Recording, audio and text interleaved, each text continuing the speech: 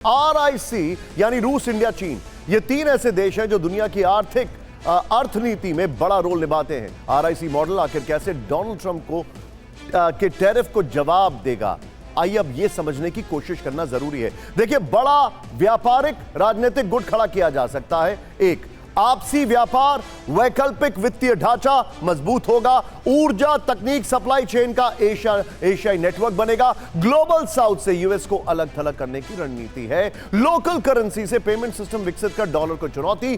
RIC के पास 5G, AI, space defence में सहयोग की क्षमता है। इंटरेस्टिंग बात है, लेकिन अब सवाल खड़ा होता है, वो कहते हैं ना कि सबसे बड़ा सवाल और सबकी नजर किस पर है, और वो है डोनाल्ड टैरिफ ट्रंप पर। ट्रंप टैरिफ के बीच SCO समिट के मायने क्या हैं?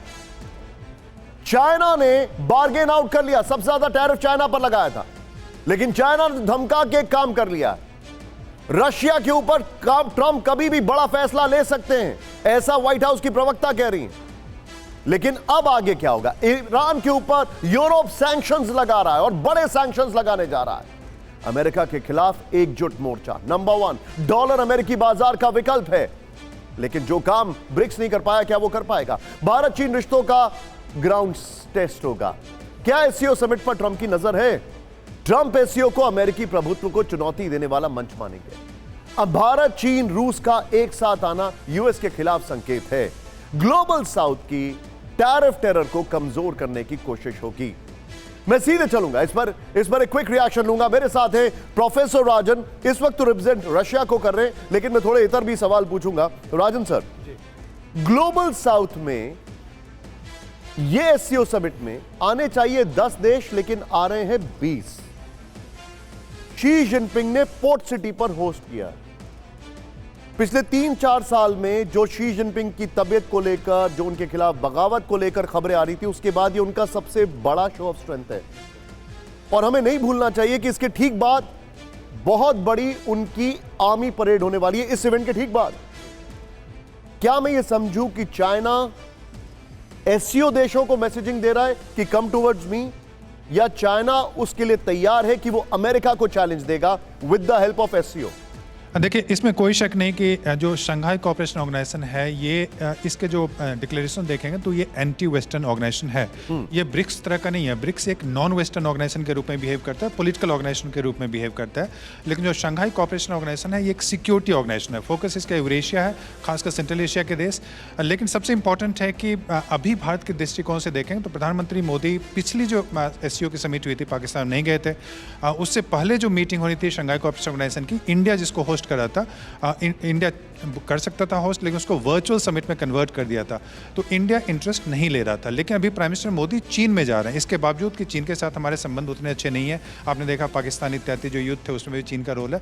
तो इसमें प्रधानमंत्री क्यों बीजिंग की यात्रा और चीन की यात्रा पर क्यों जा रहे हैं? तो इसका सीधा मकसद है कि भारत भी अमेरिका को एक मैसेज देना चाहता है, और वो मैसेज यह है कि अगर अपने टैरिफ की पॉलिसी या जो आप इस ढंग के स्टेटमेंट भारत के विरोध में दे रहे हैं, अगर आप सुधार नहीं करते हैं तो भारत भी एक ऑल्टरनेटिव वर्ल्ड ऑर्डर को सपोर्ट कर सकता है, और जिसमें कि एक जो एशियन मल्टीपोलैरिटी की बात करते हैं, जिसमें कि चीन एक इंपॉर्टेंट पोल होगा, भारत तो उसमें इंपॉर्टेंट रोल प्ले करेगा, जापान जहां पे प्रधानमंत्री मोदी यात्रा कर रहे हैं, जापान भी उसमें इंपॉर्टेंट होगा, और यूनाइटेड स्टेट्स का इन्फ्लुएंस यहाँ पे कम होगा, आसियान इत्यादि देशों का इन्फ्लुएंस बढ़ेगा। तो निश्चित रूप से एक अमेरिका को एक संकेत देने की कोशिश है। अब सवाल यह उठता है कि अमेरिका क्या चीन का विरोध जिस ढंग से अभी करने की कोशिश करे उससे क्या निगोशिएट करेगा या वहाँ पे विड्रॉ करेगा? लेकिन अमेरिका और चीन के जो इंटरेस्ट हैं काफ़ी डाइवर्स इंटरेस्ट हैं, और दोनों करीब बहुत जियोपॉलिटिकली बहुत दिन तक मतलब नहीं रह सकते।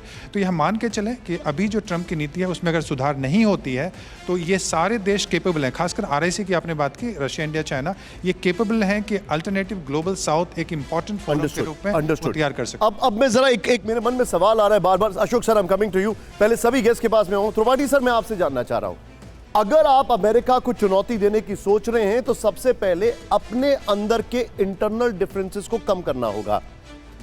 एलिमेंट ऑफ डिस्ट्रस्ट SCO के अंदर बहुत भरा हुआ है, वो साफ दिखाई दे रहा है। अब इसमें आप पाकिस्तान की बात करें, भारत की बात करें, चाइना की बात करें, या फॉर दैट मैटर रशिया की बात करें, ईरान इस बात से बहुत परेशान है कि जब उसको जरूरत थी तो रशिया सामने खड़ा नहीं हुआ जैसा होना चाहिए था। ये पहले निपटाएंगे इन क्रीजेस को दूर करेंगे या फिर सीधे सीधे एक ग्लोबल पोस्चरिंग करेंगे? देखिए, अभी मेरे ख्याल से इन क्रीजेस को दूर करने का बहुत समय नहीं है।